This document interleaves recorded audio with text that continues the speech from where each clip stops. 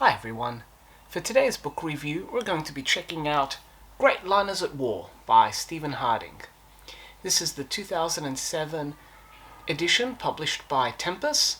This is a much expanded version of the original publication, which you might recognize as this, published all the way back in 1996. As you can see, while this is glossy, it is rather thin, whereas this expanded edition is far more chunkier, with a greater variety of liners covered in the book. It is exactly what it says, Great Liners at War. And over here you can see the contents page covering all the various liners in this edition. This book does exactly what the title says, and we get a wonderful chapter for each liner looking at their exploits in various wars, in the cases of the Aquitania, at both World Wars. We go from the Great Eastern right through to the Canberra and the QE2 and their involvement in the Falklands War of 1982.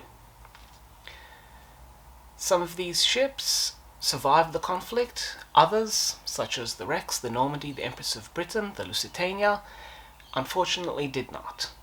And this expanded edition has a greater look at the various liners. The previous book pretty much was restricted to the largest, the fastest liners, whereas this book does broaden the range a bit more, although I would have liked to see a chapter on the New Amsterdam.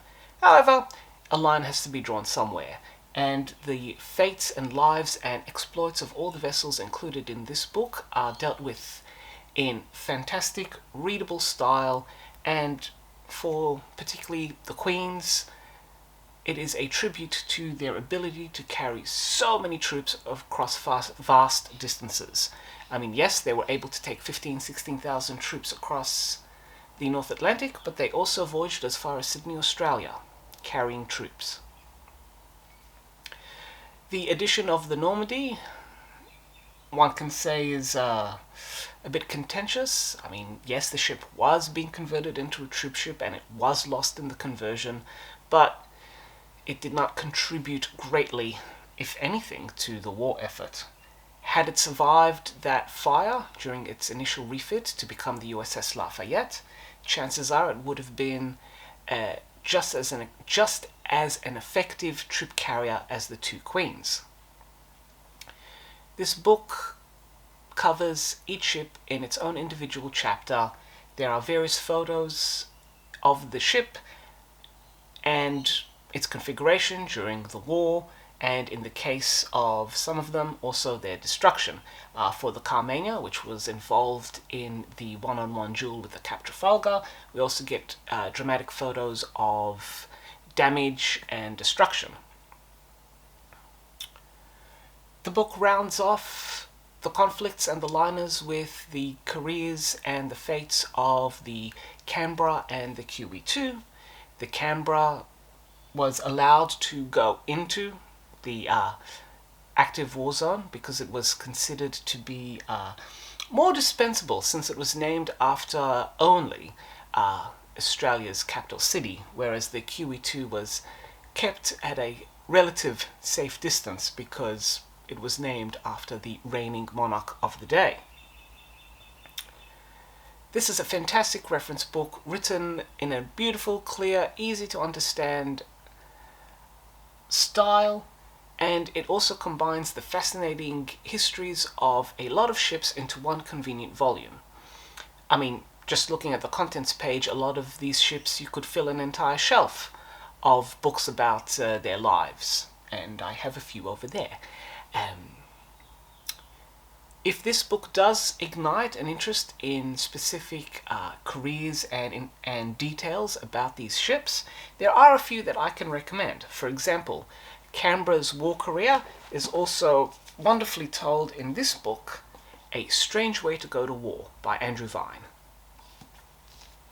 For the case of the Carmania and its great fight with the German armed merchant cruiser Cap Trafalgar, may I recommend this lovely little book, The Ship That Hunted Itself by Colin Simpson, who you may recognize as well, has written some books about the Lusitania. And for the unfortunate Empress of Britain, the largest English passenger liner to be lost in the Second World War, may I recommend this book, The Floating Inferno, which is the most detailed account of what happened to that ship on its fateful last voyage. So there's some additional reference books there. I love this book.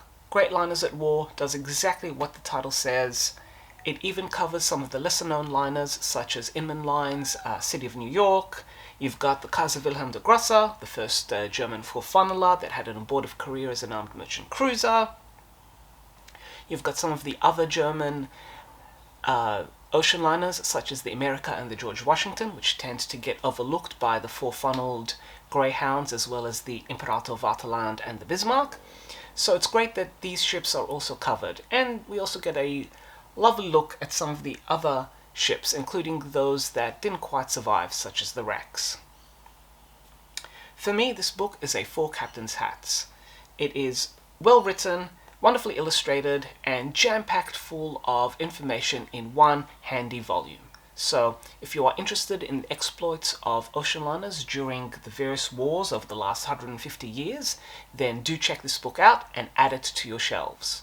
So, Great Liners at War. Do check it out. And if there are any other books about ships, cruise ships, their involvement in wars, their disastrous final voyages, let me know in the comments below, and I'm sure if there's any books I have in my vast library, I can review them for you. So, until next time, enjoy and happy reading, everyone.